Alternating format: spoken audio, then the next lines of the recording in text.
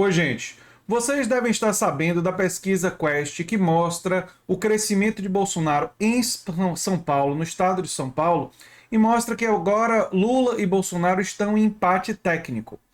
E teve uma parte da esquerda e algumas pessoas que têm mostrado muito pessimismo diante desses números, e alguns outros antes tinham aquele salto alto, achar que a eleição já estava ganha.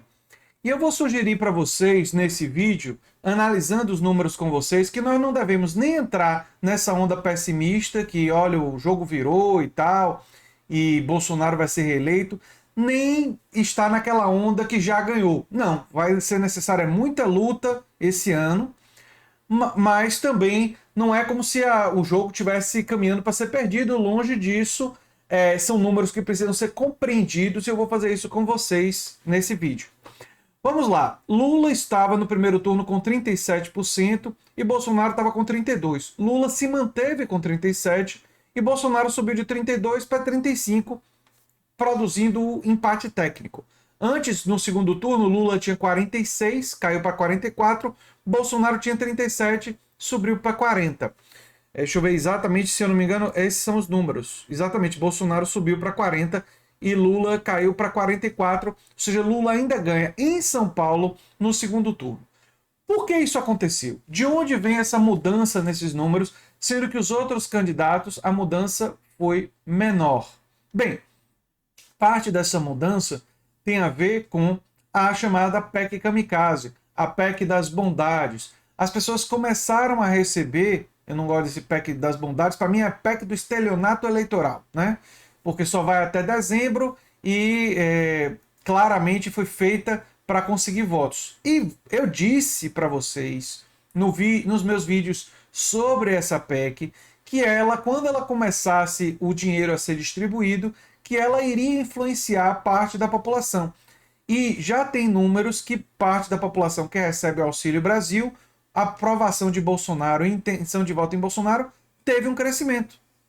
Mas foi um crescimento assim gigantesco? Foi um crescimento de 20% nessa população? Não. Foi um crescimento ali de 9% dentre as pessoas que se beneficiam com isso. O que contribuiu para produzir essa redução da diferença em São Paulo e o empate técnico. Mas em outros estados, especialmente estados do Nordeste, por exemplo, eu não tenho a menor dúvida que Lula continua liderando com ainda alguma folga. Não teve empate técnico por aqui.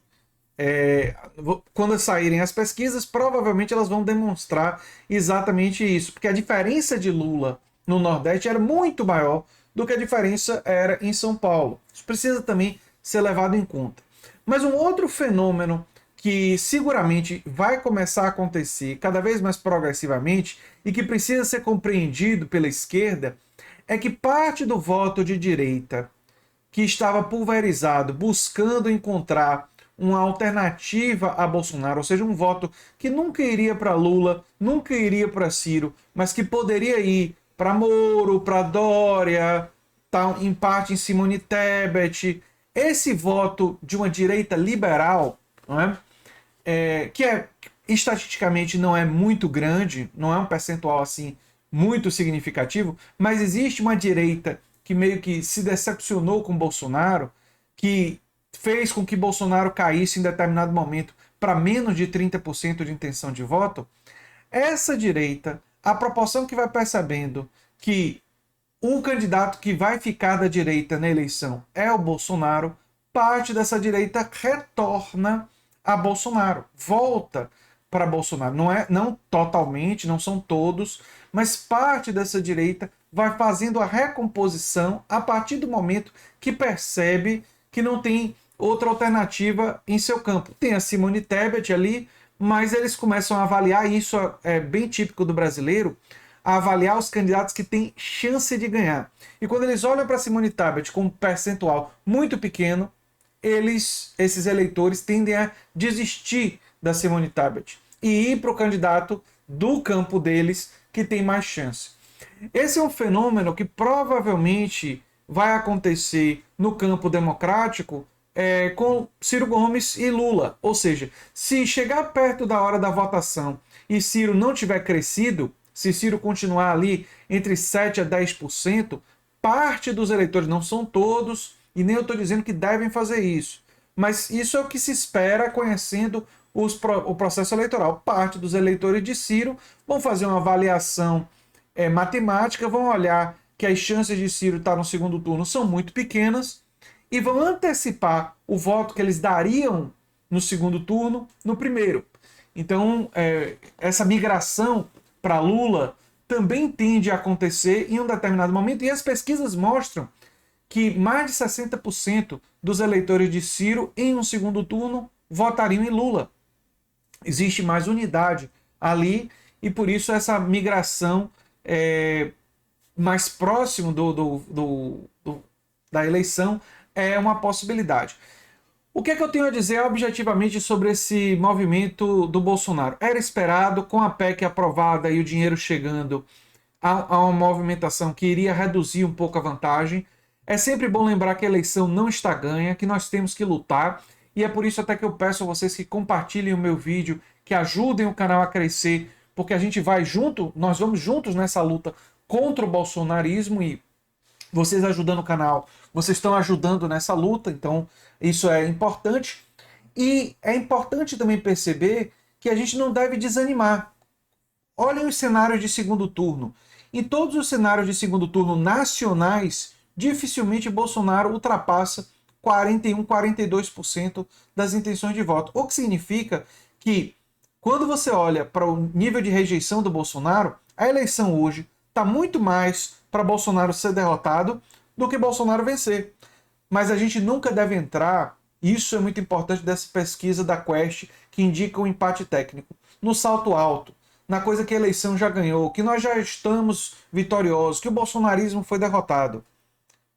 É muito importante perceber que o bolsonarismo é uma força política que, mesmo derrotando o Bolsonaro e mesmo elegendo para o Congresso, para a Câmara de Deputados, para o Senado e governadores alinhados com as causas mais progressistas, que nós vamos ter que enfrentar o bolsonarismo pós-eleição, que ele vai permanecer, ele vai ter uma presença no Congresso, ele vai ter uma presença na política brasileira, não é? Essa forma de pensar a política da extrema-direita, e ela vai precisar ser enfrentada após as eleições também.